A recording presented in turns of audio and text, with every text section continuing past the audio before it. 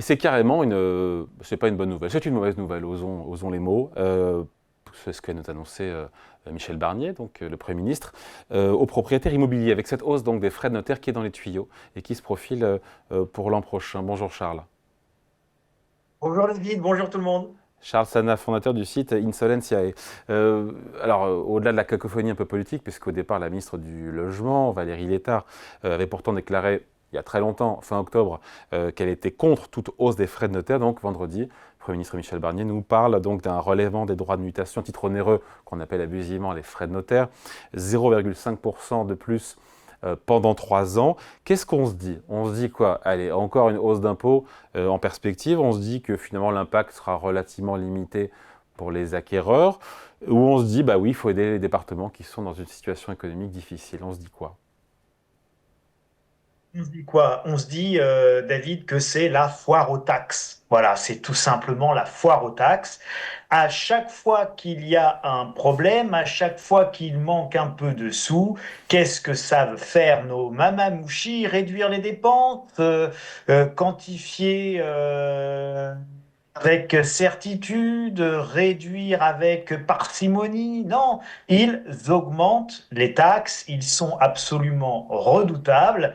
Il n'y a pas un seul problème qu'une nouvelle taxe ou qu'une hausse de taxe ne puisse résoudre. Nous sommes en France, nous n'avons plus d'idées, nous n'avons pas de pétrole, mais nous avons les taxovores.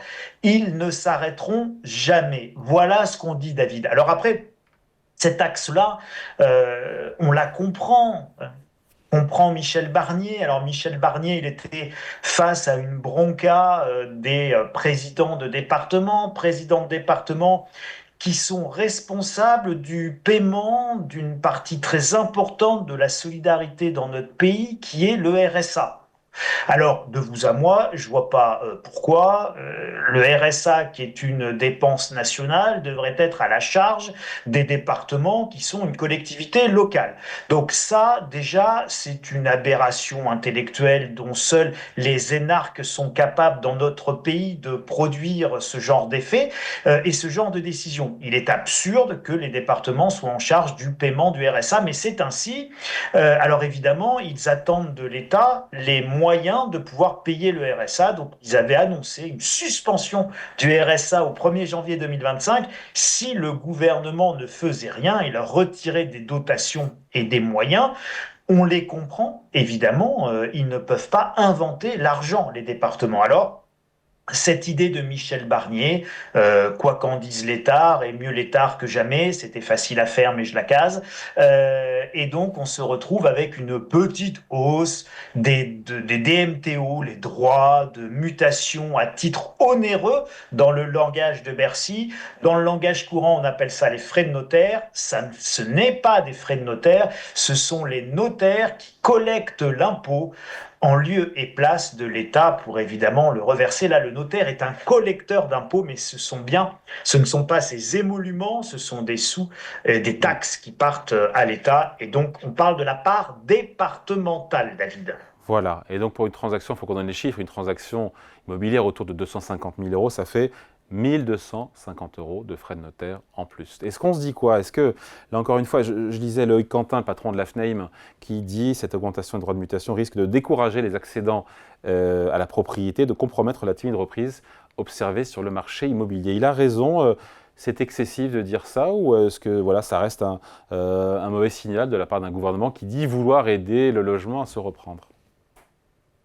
Alors, Michel Barnier, dans son intervention devant devant les départements, qu'est-ce qu'il a dit? Il a dit qu'il pensait que cette hausse de 0,5%, bon, bah, 0,5%, les DMTO par départemental passent de 5 à 5,5.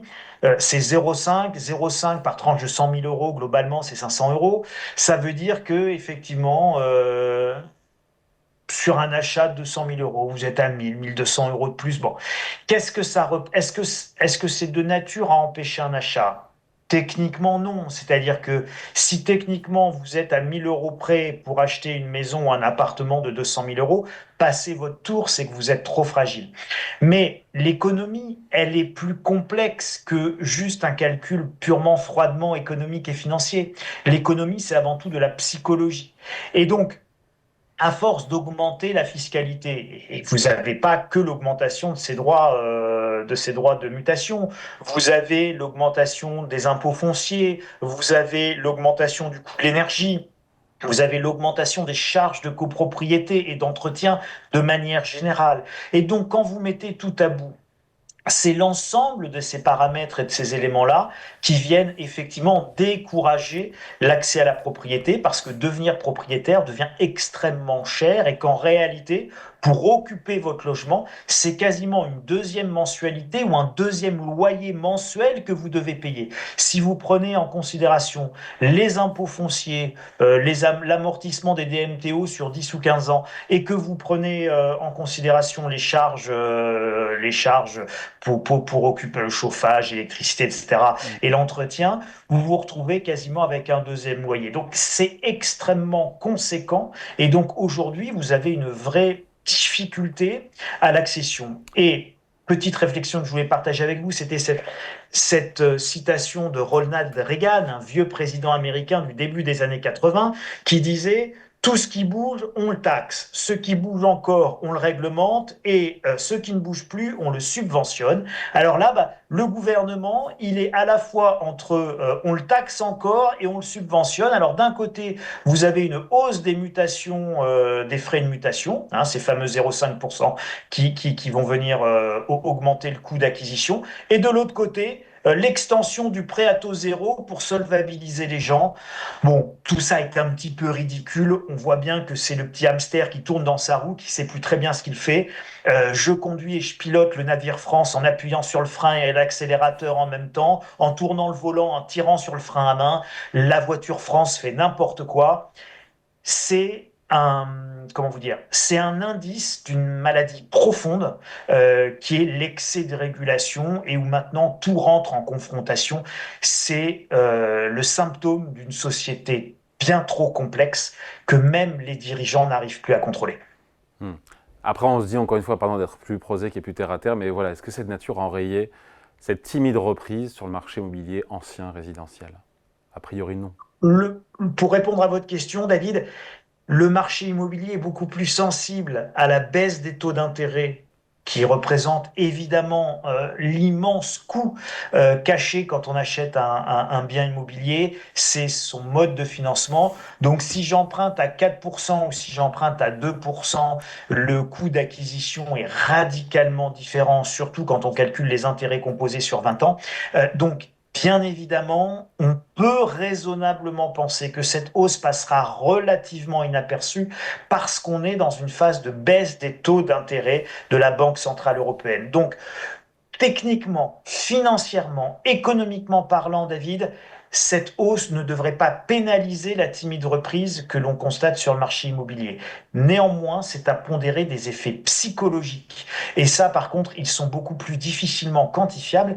Et avec l'assaisonnement de taxes, avec l'insécurité fiscale qui pèse sur les Français, et avec cette espèce d'anxiété générale de l'ensemble des agents économiques autour des discussions budgétaires qui n'en finissent pas de durer et dont on ne sait pas si ça ne va pas provoquer à terme et la chute du gouvernement Barnier et peut-être même, si on en croit les rumeurs qui bruissent dans toutes les rédactions, la démission du président de la République, cette instabilité-là, c'est elle qui en réalité alimente aujourd'hui la prudence, la défiance et donc une forme d'arrêt de l'économie, évidemment de l'immobilier, parce que quand je ne sais pas à quelle sauce je vais être mangé dans 3 ans, j'ai certainement pas envie de m'endetter sur 20 ans, David.